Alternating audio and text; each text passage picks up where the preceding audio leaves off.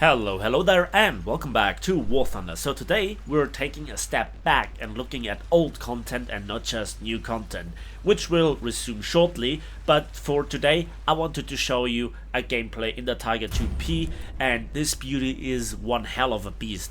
I hope you get the reference. And Roope00 has actually a very fortunate scenario. He's in a full down tier, and he has also quite a bit of luck here, and it's just so nice to see all the things coming together. Now, I love the look of the Tiger 2P. I think that it's only rivaled by the Tiger 2 with the 105. But let's be honest, none of those Tigers is really looking badly. But I also absolutely love the skin and how he kind of fine-tuned in those stripes basically. I love them. I think I have a very similar camo pattern on my Tiger tank, and you also can see that he has the veteran decal, which is, I guess, for 1 year of logging in. So he is not new to the game, and it kind of shows in today's gameplay. However, he is in a scenario that both favors and disfavors him. First of all, as I said, down tier. That's obviously always nice for a heavy tank, especially if you have shots like these and you bounce the first shot. It just gives you the feeling of power and satisfaction. And this is what World War II are about.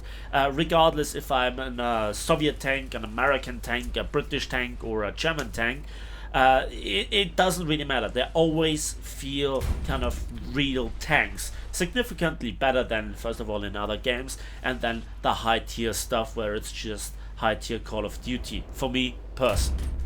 But everybody can choose whatever he wants. It just depends if you get there or not to unlock the tanks of your desire and then go for the full lineup build. Anyway, the Tiger 2P. What's good, what's bad about it? Well, first of all, the mobility is not the greatest, although it's not like mouse slow or Churchill slow. It still will make a decent speed on flat terrain. And also, first of all, yes, we see that there is the tank, but he was concentrating on the guy in C, and that tank just blends in perfectly. And he's bouncing so many shells, despite the weakness of the turret, which is only 100 millimeters thin at the front, but it's curved, it's angled, it's well shaped, and obviously he made here great use of all the bushes. And a lot of people are doing this, trying to mask their weak spots. Whenever I did it in the past, nobody cared, and they hit the weak spot pixel perfect for whatever reason. Anyway, so he is here in a corner fight, and he bounces some shell, and he also bounces them on the enemy. You know, that is just a good feeling, and this is why I wanted to present it.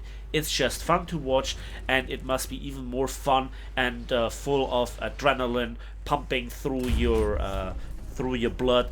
It's fantastic when it happens, and it's satisfying. It's really cool. This is what I love about War Thunder tanks. On the other hand, scenes like this, I have no idea how this was a kill shot, but interesting game mechanics. Now anyway, so I think this tank was really great when it was introduced. The long 88 is fantastic. The hull armor is some of the strongest in the game when it comes to raw steel thickness. Only the mouse is effectively better. And the weak spot is the turret. And to work with this, trying to angle it to bounce the shots because of the angled side plating and the round curvature, that is great. And again, this is a full down tier, so you expect a good result. But for example, those Shermans, they have one massive advantage, and that is a stabilizer. It's not a high tier stabilizer that gets you into this Call of Duty shooting, but it's a stabilizer where you have to spend significantly less time coming around the corner to stop the wobbling. And I think that this is one of the greatest advantages that the American tanks have, and a lot of players are not even aware because they only play the American tech tree. And so let's be honest, if you want to have a full opinion about something, you at least have to look at it from two sides. How is your experience overall fighting with tank A versus tank B, but also how is it from the perspective of tank B fighting tank A? So very often, if you are, for example, in this Jumbo Sherman, you see this tank and you think to yourself, oh my god, suddenly my armor is worth nothing and my gun doesn't punch through everything at once. On the other hand, if you are then a Panzer 4, you think to yourself, wow, he has such good armor. The weak spot, like the machine gun port, is tiny. He has 5-second reload, he has a heavy machine gun, and he has also the stabilizer. So what can I do against it? And you might think, oh, it's fair to fight a Panzer IV with the Jumbo Sherman. And then the Jumbo Sherman, on the other end of the spectrum, faces this, where it has a really hard time doing anything against it, but its armor is suddenly complete paper versus this gun. So that is the perfect showcase of compression, even at World War II era battle ratings. But again, then looking at it from the Tiger's perspective, yes, you can defeat this Jumbo Sherman, but most of the time, at least when it comes to my experience, up tier after up tier after up tier. I don't know if there is some personal rating. Sometimes it feels like this. Sometimes it's just complete frustrating when there are so many light tanks zipping around the map and they just pump you full of heat FS and with stabilizers and APDS, etc., or you can't do anything versus their armor because they are hull down and they just punch clean through you. So it's always this very weird thing. And one final word about the matchmaker. I would happily accept it when, for example, the matchmaker would be like this: a third of the games would be a down tier, a third of the games would be up tier, so except being gun food, and another third being a slight up tier. I think that would be acceptable. But in War Thunder, one massive problem that ruins the experience in so many tanks, especially if they're stock, is you get nothing but up tiers. Or you are in the lucky spot and you are always top tier. I don't think that this should be a thing for ships, for planes, for tanks, and for helicopters. So the matchmaker needs a rework. And that is just one hell of a beautiful cupola shot here on the IS-2. Beautiful. And the thing is, his team has a massive advantage for quite some time. They have 2 out of the 3 capture zones. At one point they had indeed 3. Now he is at their spawn.